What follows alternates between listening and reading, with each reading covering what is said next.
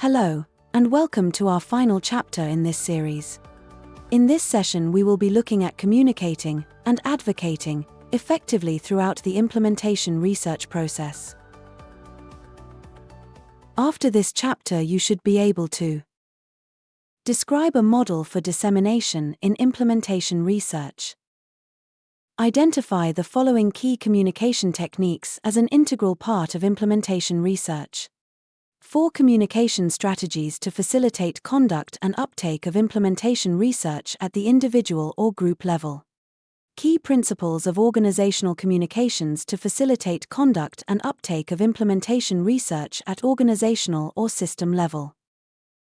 You will also be able to describe the following dissemination and advocacy strategies, useful for framing implementation research results for different stakeholders.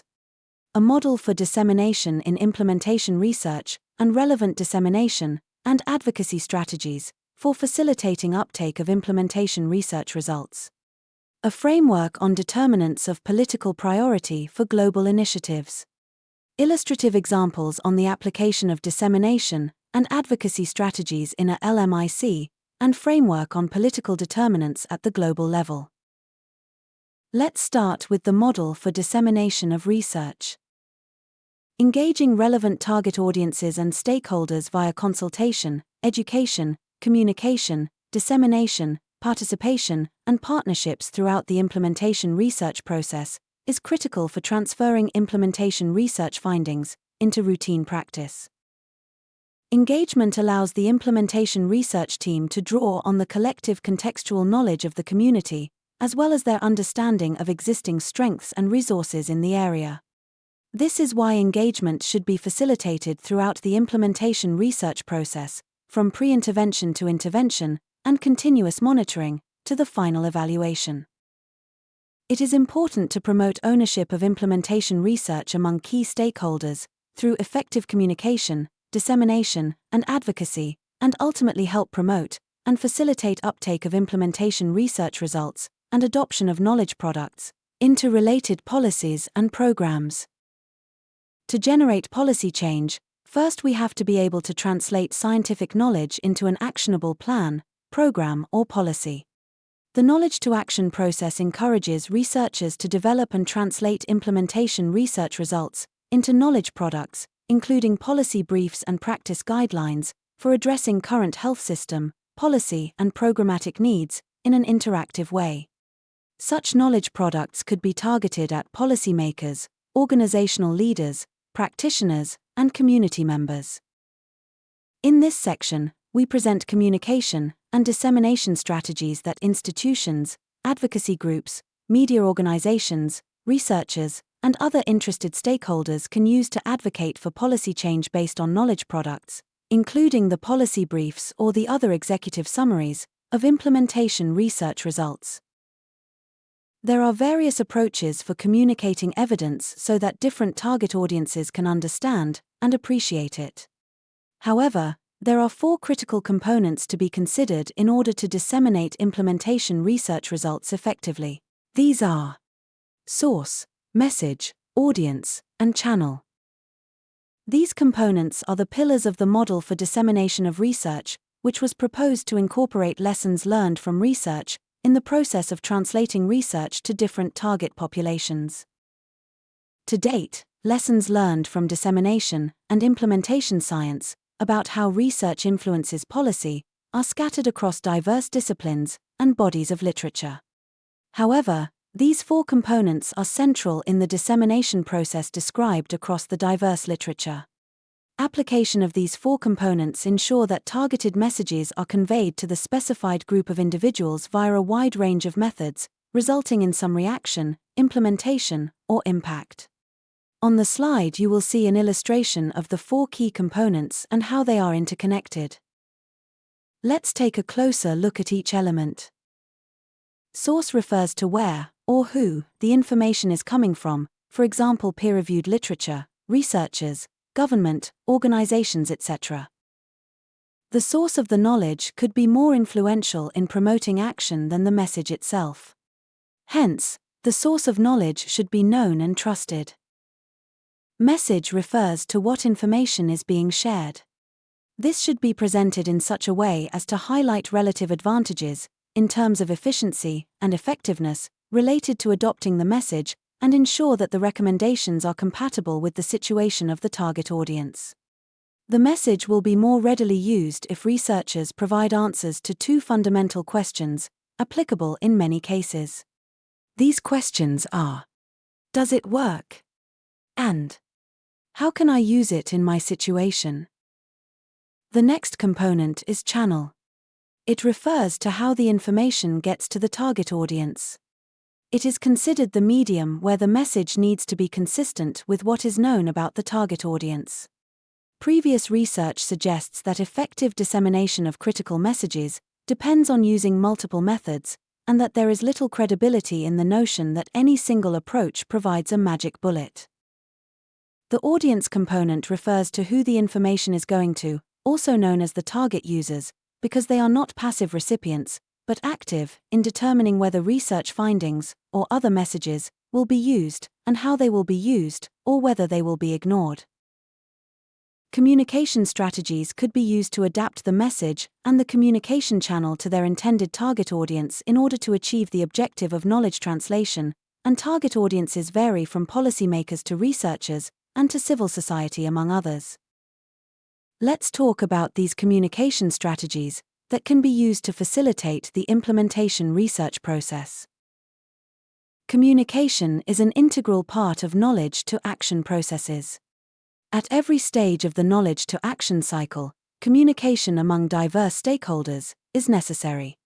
Similarly, communication forms an integral part of interventions and implementation strategies for addressing barriers to knowledge to action. To ensure that implementation research results are communicated effectively and used to influence current policies and practices, we have to design a communication plan as an initial step of implementation research result dissemination. When defining what and how we want to present information, we can follow the KISS approach proposed by TDR in order to effectively communicate our findings. This KISS approach encourages researchers to keep it short and simple. There are 4 communication strategies to consider as best practices in knowledge translation processes of implementation research results. These will help you to follow the KISS approach. They include tailoring the message. This means communication designed for an individual or groups, based on information from the individual or groups. Targeting the message to audience segments. This is communication designed for subgroups based on group membership, or characteristics such as age, gender or sex, race, cultural background, language, and other psychographic characteristics, such as a person's attitudes about the particular subject matter. Using narratives refers to communication delivered in the form of a story, testimonial, or entertainment education. Framing the message. This is communication that conveys the same messages in alternate ways, considering the specific audience's perspective and worldview. Good communication strategies, or practices, will yield successful individual or organizational change, which is an important precursor of knowledge uptake and use in implementation research. Within organizations, or health systems, there are 6 key principles of organizational communications that facilitate the conduct and uptake of implementation research. These include the use of several media. This is more effective than the use of just one. Message redundancy is related to message retention. Face-to-face communication as a preferred medium. The line hierarchy. This is the most effective organizationally sanctioned communication channel. Direct supervision. This is the expected and most effective source of organizationally sanctioned information. Opinion leaders. These are effective changes of attitudes and opinions. Personal relevant information. This is retained better than abstract, unfamiliar, or general information. Although there are slight differences between the terms communication, which normally means two-directional, and dissemination, which normally implies only one direction, several authors talk about them collectively, without distinction. However, dissemination, in a strict sense, is mainly used to translate results to researchers and policymakers, while communication is normally used to translate them to a more general population. For researchers, dissemination is done in scientific language through formal channels, such as peer-reviewed journals and scientific forums. Communication, on the other hand, often uses non-scientific language, and usually the preferred channels include TV, radio, newspapers, generalist websites, etc. In the next section, we will examine some strategies for disseminating implementation research results to policymakers. When crafting and delivering implementation research findings and knowledge products, such as policy briefs, media posts, communiques, and campaign reports, to policymakers, it's crucial to employ strategies that foster engagement and maximize influence on policy decisions. Drawing from insights gleaned from various studies on translating research into policy, several recommended strategies for engaging policymakers include the following. Start early in contacting and engaging policymakers when planning research. Drum up support by involving a broad pool of experts and supporters.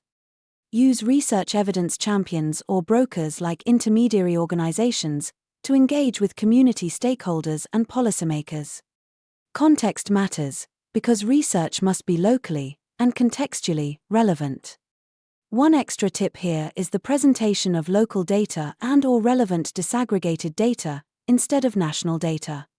Make research products timely, relevant, and accessible, as policymakers are very busy. Get to the point in a concise way.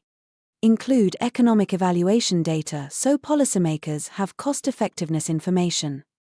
These strategies hinge on the capability of implementation research advocates to articulate a compelling and timely narrative regarding an urgent policy issue. This narrative should include what needs to be changed, how implementation research findings and evidence can contribute to effecting change, and the pivotal role that implementation research results and evidence can play in enhancing policy impact. Consequently, these advocates can lobby for increased investment in implementation research studies and analysis. The primary objective of these strategies is to empower researchers to surmount potential barriers that may interfere with each step of the model of dissemination. Let's apply the dissemination strategies in a case study to influence policy change in Colombia. Tuberculosis, TB, is an infectious disease that causes high mortality and morbidity worldwide. According to the World Health Organization, in Colombia, TB incidence was 41 cases per 100,000 population on average in 2022, and there were cities where TB incidence was higher than in the country. In 2005, a collaborative effort was initiated in Colombia to tackle tuberculosis as a significant public health concern. This endeavor brought together a diverse group, including community members and representatives from various health authorities, facilitated by academic researchers with prior experience in local and regional health departments. This is an example of use research evidence champions or brokers. Securing a grant from a government call to establish a consortium, the project garnered support from a wide array of stakeholders, an example of drumming up support. The consortium-led initiative not only involved researchers, but also engaged health authorities in research planning and prioritization, an example of starting early. The research study, focusing on a cohort of household contacts of TB, revealed a heightened risk of TB transmission among children, persisting up to a year after their last exposure. Through collaborative efforts with the consortium stakeholders, it became feasible to influence national TB policies. This led to an extension of follow-up time for TB contacts at home, from 3 months to 1 year, as previously stipulated in policy. The work of the consortium has expanded since the policy change to describe additional studies on children's preventive TB treatment in the region, with active involvement of the consortium partners and participation of healthcare authorities and other stakeholders.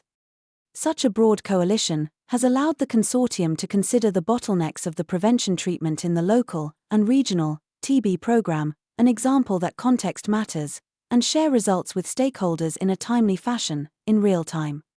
For example, the consortium has deployed new strategies based on results from the additional studies to address treatment access barriers and deliver TB treatment to families with difficulties in getting to the healthcare center by delivering treatment at home, an example of make research products timely, relevant, and accessible. So far, we have been discussing mainly how to translate implementation research results into policies at the national or subnational level. However, we can also influence and advocate policy on a global scale for challenges that international and national authorities consider the most relevant.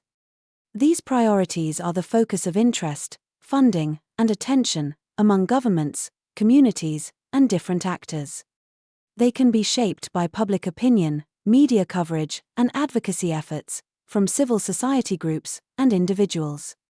The designation of a particular issue as a global political priority can have significant implications for the allocation of resources, policymaking, and international cooperation, and can shape the agenda and actions of various actors on the global stage. Global health initiatives are international networks of people, organizations, and efforts to address these global challenges. There are 4 categories within the framework on determinants of political priorities for global initiative. The first of these is actor power. This is the strength of the individuals and organizations concerned with the issue. The factors shaping political priorities here include policy community cohesion, the degree of coalescence among the network of individuals and organizations centrally involved with the issues at a global level.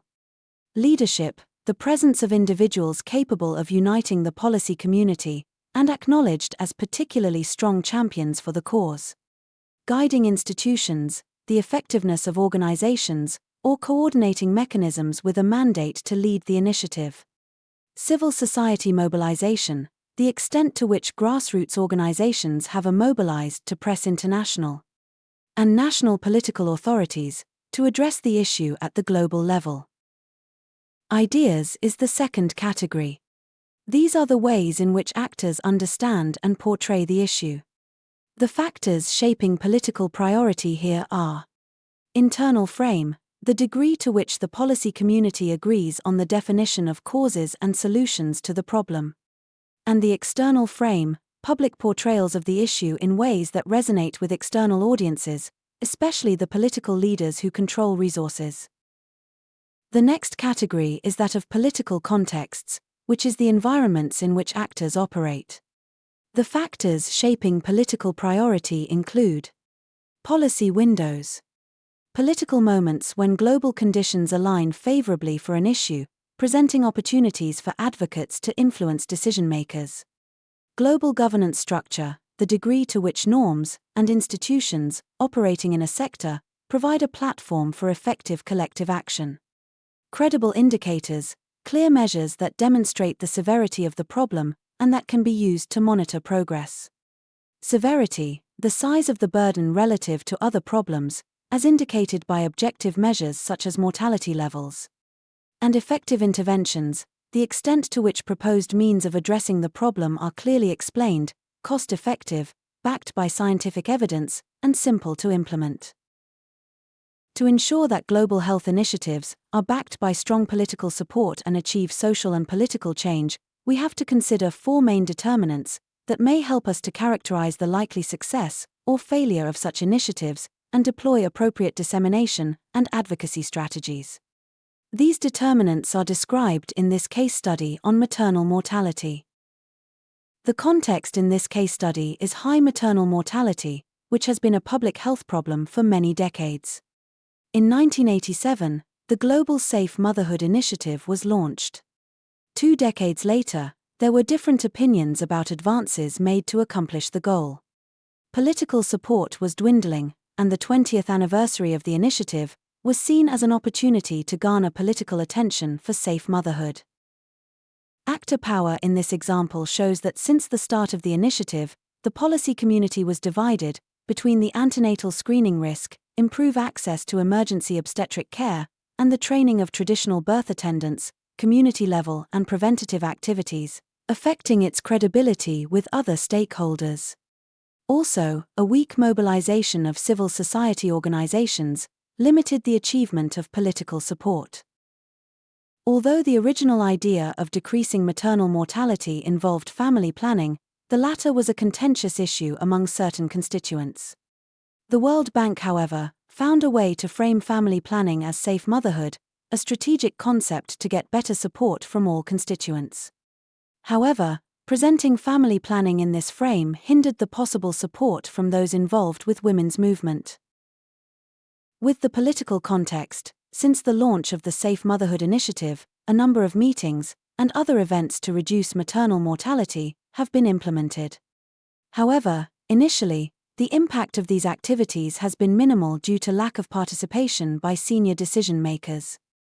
This aspect is related to the few resources allocated to the cause. Since 2000, after including this health problem in the Millennium Development Goals, the resources assigned to this topic have dramatically increased. There are 3 characteristics that makes it difficult to attract political support to reduce maternal mortality. 1. Maternal deaths are not as frequent as deaths for infectious diseases. 2. It is difficult to have an accurate measurement of maternal deaths. And 3. The interventions to prevent maternal death are more complex than those for other diseases. In this next section, let's look at dissemination considerations to facilitate social change at the community level. In implementation research, civil society and the community are important stakeholders that can impact the success of the implementation. As such, they should be considered as part of the target audience when designing implementation research communication and dissemination plans. Even though civil societies are not usually directly involved in the decision on the implementation research question or in the design of the evidence-informed intervention, engaging and sensitizing the community at all stages of the campaign is crucial to ensure a successful implementation.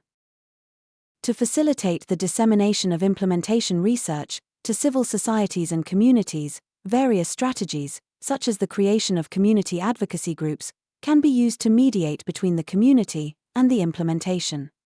These groups should include different, influential community local actors and ensure that messages are adapted to the language and the culture of the target community. Communication materials should also be in a language that is acceptable and easily understood by the target audience. Cultural differences should also be respected to avoid any misunderstandings or offense. Another important aspect to be considered should be the channels used to disseminate the implementation research results, or knowledge products, to the community. In this case, the preferred channels included the use of visual posters, informative meetings in markets, religious temples, and other crowded public spaces. Let's take a moment to summarize what we have learnt in this final chapter. Firstly, the model of dissemination of research describes key components to consider in disseminating implementation research results. These components include the source, the channel, the message, and the audience. Dissemination and advocacy strategies include engaging a diverse set of stakeholders in the early stage of implementation research, using research evidence champions and brokers. Implementers should always take into account the context and produce knowledge products that are timely, relevant, and accessible. Strategies should be useful for facilitating the translation of implementation research results to policy and action. The KISS strategy can help to communicate the results in the best way. Keep it short and simple. Key dissemination considerations to facilitate political priorities around global health priorities include the actor's power, the ideas, the political context, and the issue characteristics of the health problem.